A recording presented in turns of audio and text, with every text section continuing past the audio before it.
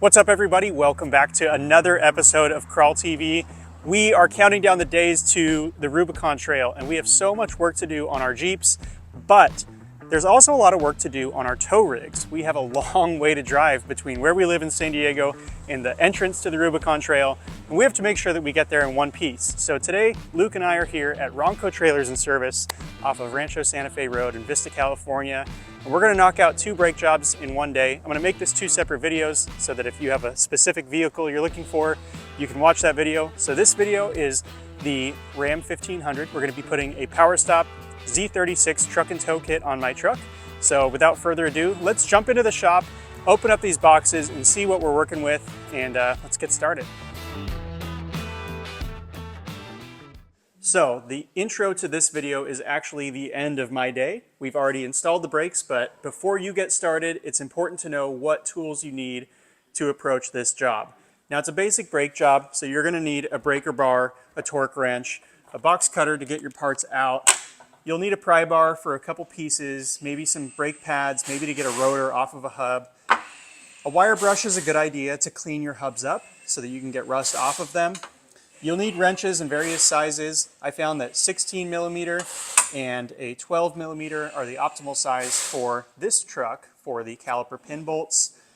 A caliper piston depressing tool like this one here is extremely handy to have. If you don't have one of these, you can opt for a C-clamp. It serves the same purpose. Just be careful with one of these and make sure that you're putting equal pressure on it, especially if you're doing it on a dual piston caliper.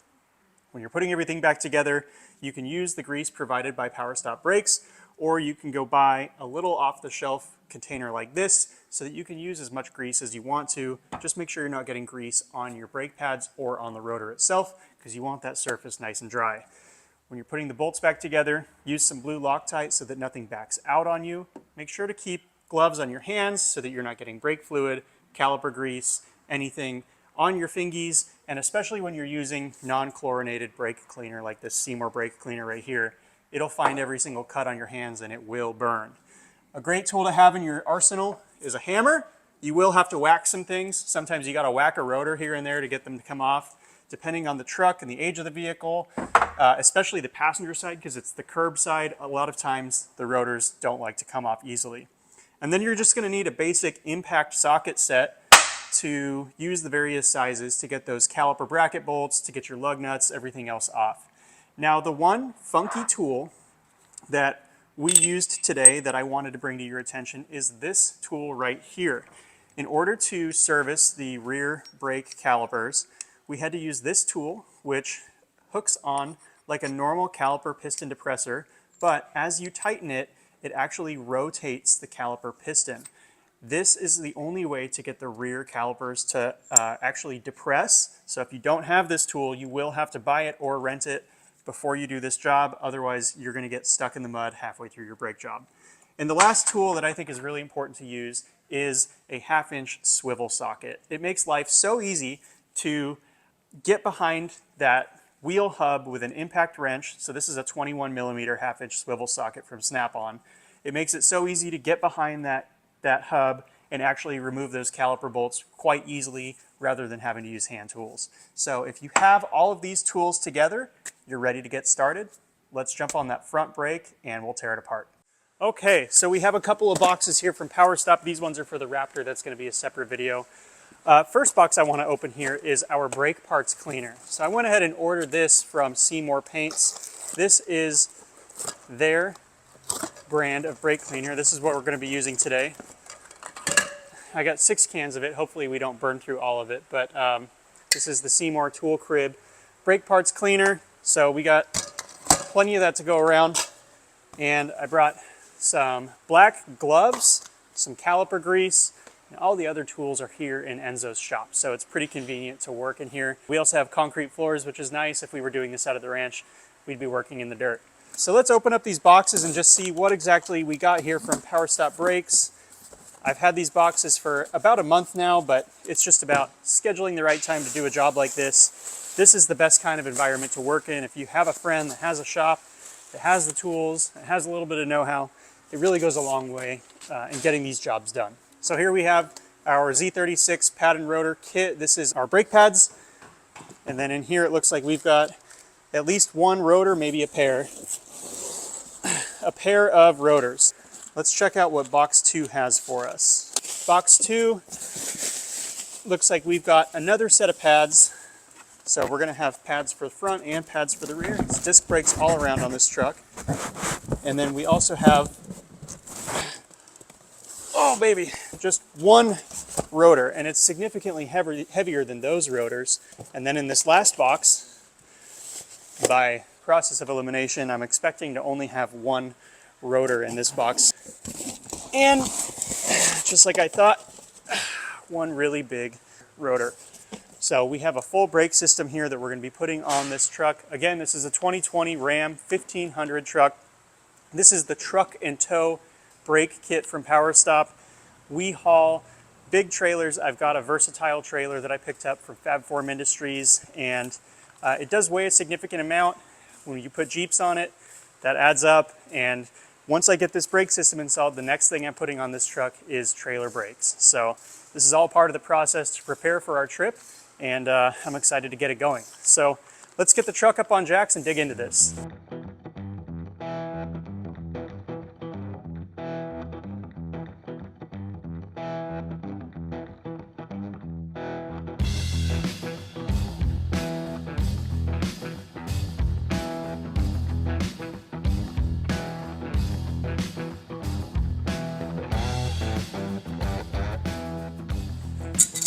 Whoa! Did you see that? Dude, that was gnarly! While you have your tires off, it's also a good time to check and see if you have any penetrations in your tire. Now, if you were to go to a tire shop, they would tell you that this nail is too close to the sidewall. They're not going to pull it out. They're not going to repair the tire. It's time to buy a new tire. That's partially true, maybe, I guess, if you're going to patch the tire and do it correctly, like dismount it and sand the inside and do all that. These tires are pretty well used, so I think my solution here is just going to be, if I pull this nail out and it blows air out everywhere, I'm going to put a plug in it, and I can still get probably 5,000 miles out of these tires before it's desperate time to buy new ones. I'm already kind of on the market, I mean, to get some new ones. So we'll see how deep this nail is. Look at that. That's definitely from my driveway, because that's like an old rusty spike. Somehow it didn't go deep enough to actually make any real damage. So I'll consider that a huge win. Let's get back to our brake job. So when I was unboxing these, I was thinking that rear rotors are bigger, because I was thinking with my Jeep JK mind. There are no emergency brakes in the Ram 1500 rotors. It has that electronic emergency brake, so these are actually smaller rotors than our front rotors, which means that those big heavy boxes that I thought were the rear brakes are actually the front brakes.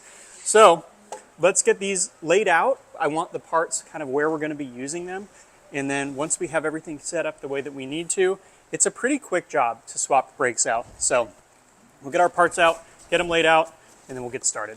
I just opened up our first box with our rear brake rotor in it, and these are directional because they have these cuts in them to eliminate brake dust accumulation and heat and debris. So this has to go on the rear passenger side, and the way that you can think about it is that the low side of the cut and the low side of the drills, so it's drilled and slotted, right? The low side always has to go toward the front of the vehicle, so that when it's spinning, it's actually ejecting stuff outward. If it was the other way around, it would pull things in toward the center of your hub, which you don't want. So we're going to go ahead and put this on the passenger side rear, and we'll unbox the other one, and we'll put it here on the driver's side rear. An important part of working on your vehicle is making sure that you fuel your body. Luke went ahead and bought us pizza. We have to finish this truck and then that truck, so cheers, buddy, thank you.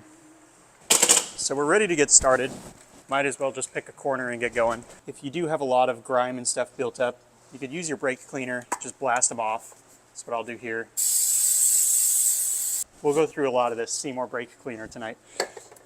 So to get the front calipers off, you'll use a 16 millimeter. I have a ratcheting wrench here, which makes life really easy. This is also a selectable wrench because it has a fixed end on it. So we're gonna put it in reverse Terry, and we're gonna back this thing up, and we'll just pull the caliper pins right loose like that.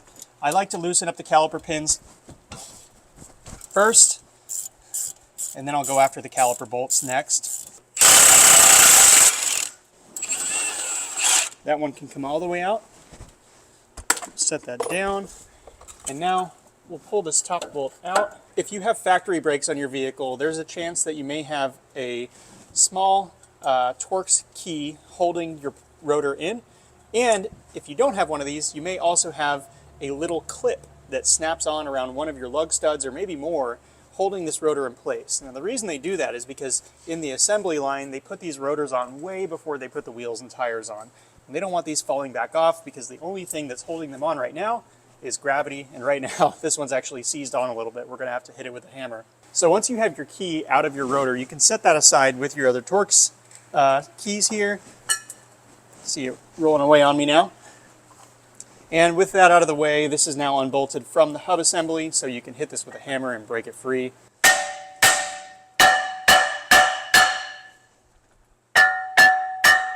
Just don't hit the heat shield on the back of your brakes here, because you will bend that. All right, and there's our factory rotor. And we're at a point now where before we put the new rotors on, what we want to do is we want to clean this mating surface behind the old rotor. So we're going to hit it with some brake cleaner. We're going to get all this dust out of here, and then we'll wire brush between these lug studs just a little bit. So if there's any surface rust that has accumulated, it's not going to prevent us from getting a nice clean mating surface when we put that new rotor on. So we'll blast it off here. Don't be afraid to use a lot of brake cleaner. And then since everything else is so dirty on this thing, I'll just blast the spindle, our dust shield. We'll get everything as cleaned as we can get it with an aerosol can.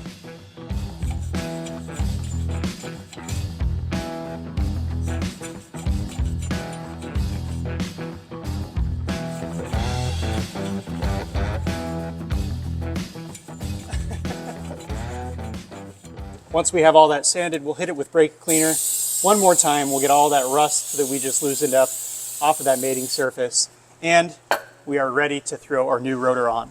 Now, a little trick that somebody told me a long time ago was that before you put your new rotors on, you should also hit them with brake cleaner. And the reason being is that sometimes brakes get coated before they get packaged so that they don't rust or corrode inside the boxes. And so if you get a brake, not necessarily Powerstop brakes, these seem to be pretty dry, but if you get an OEM brake especially, and you get it right out of the box and it feels a little bit oily, there's a chance that it may have a coating on it that you want to clean up before you put it onto your vehicle. So we'll do that on both sides of this. We'll get this side sprayed down as well, especially since I put it face down on that concrete. And now we'll put it up on this hub. The next thing we'll do is we'll take this key, we're going to put it back into the rotor to keep the rotor in place. If you don't have a key on your rotor, or if your brakes came factory with a clip on it, you can use a lug nut and just put the lug nut on one of your studs so that way if you continue to work on your brakes while you're doing your pads and your caliper, your rotor doesn't fall off and hurt you. So that's just a little tip. But in this case, we have a rotor key, so we're just going to thread this baby back in right here. We'll get this rotor flush first. There we go. And we'll get this tightened down. Okay, so now we can focus on our caliper. And this is going to be the same for both sides of your front brakes. So we're just doing this driver's side here on camera. We'll knock the passenger side out pretty quickly, but I want to show you the step-by-step details of how to change these if you're doing this at home yourself. So with the rotor done and out of the way, re-secured to the hub, we can focus on this brake caliper here. So we'll pull this over and I can just set this on my knee. We're going to take a look at it. We have decent looking pads in our front brakes. My front brakes weren't actually giving me that much trouble. The rear brakes are really noisy, and actually I think they're down to the wear indicator. So if your brakes are squealing, sometimes that doesn't mean that your pad is all the way against the metal, but there's a little tab of metal that's touching your rotor telling you, hey, the pads are low enough that it's time to change your pads. So in this case, the front brakes didn't look terrible, but considering the fact that we are using this truck for pulling a trailer around, we want to make sure that we have the strongest brakes that we can put in this thing without changing the entire braking system. So without putting like a big brake kit or something like that on it. So what I'm doing right now is I'm using a C-clamp to push the caliper pistons all the way back in. And before I push these back in, I ended up putting the inside brake pad back in so that it would ride against the pistons, and that way I'm not damaging anything.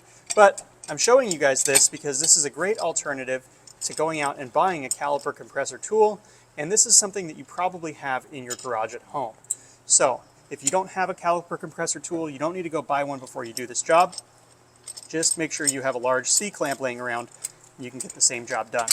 For the next 3 brakes, we'll probably use the caliper compressor tool just because we have it, but that's a great thing to know if you're planning on doing this in your driveway. Unfortunately, beyond this point, my camera guy, crawl guy Luke, started recording in slow motion by accident, so I don't have the footage of us taking this caliper apart. So what I'm going to do is I'm going to use the footage from his brake job to show you guys what we do once we get to this point. The first thing that you're going to want to do is remove the caliper from the caliper bracket. So I took the caliper off of that bracket and I focused all of my attention on the bracket. At this point, what you want to do is you want to pull all the metal clips out of the bracket and replace them with the new clips that Powerstop Brakes provides. And then you want to take the new rubber bushings for the caliper slide pins and you're going to want to replace those. That's as simple as pulling the old rubber boot off, putting the new rubber boot back on, and sliding that pin back in. If your pins don't have grease on them, make sure to put caliper grease on the pins before you put them back in. And at this point, you just want to grease up the hardware in that caliper bracket, and then you're going to reattach that caliper bracket to the knuckle. So then the next thing that you do is you take your new brake pads and you slide them into that hardware around that brake rotor without the caliper on, and you put caliper grease on the back side of those pads where the piston is going to be touching the pads, and you also put grease on that hardware where the brake pads are going to be sliding back and forth. So once that's all set up and in place, all you have to do beyond that point is take your caliper, put it back on to the caliper bracket, and put those 2 bolts in for the caliper slide pin bolts. Once again, those are going to be blue Loctited and torqued to spec. There's one little more key feature I really want to show you guys. This is important. So we got through the front brake. The rear brakes are almost exactly the same except for one little detail. You need a specialty tool. Enzo's got the tool here. I'm going to turn the camera around and show you what he's using and how it works, because if you don't have this tool, you can compress and compress and compress. You will not compress your rear caliper piston in. It has to turn clockwise at the same time. It's a funky design. He's going to show you how it works. This is a high precision Harbor Freight, also known as Shipwreck Tools, rear caliper compressor. This is really common in Japanese, European cars, where you not only have to compress but rotate the caliper piston at the same time, because like you mentioned, Jarrett, you cannot compress these. You could put the biggest C-clamp on this you want and you're not going to get anywhere. So the actual cup that goes onto the piston of the caliper has one little dowel pin in it, and it presses into one of these 3 slots on this caliper piston. So it looks like this right here, and there's actually a whole bunch of different style cups. So if you buy this tool at Harbor Freight, you can actually use this cup or whatever cup you want for the various different rear brake calipers that have this design. But that's an important feature to point out because, again, if you don't have that tool, you'll never get this job done. And there we have it, you guys. We have a new rotor on our truck.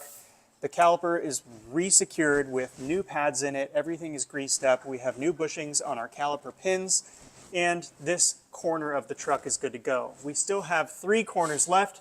Just make sure you follow your manufacturer's torque specs when you install this stuff, and you use the proper sealants, anti-seizes, and make sure that nothing is coming apart when it shouldn't, or not coming apart when it should later down the road.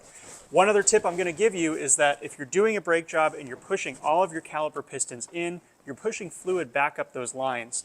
So go ahead and remove the cap off of your brake fluid reservoir here, And if it's already full, be prepared that that might spill over a little bit. So put some towels around it or something. If you're pushing all those pistons in, you're going to displace a lot of brake fluid. So that does it for this video. We're going to wrap up the other 3 sides of this truck and get this thing out of here and get these pads bedded onto the rotors.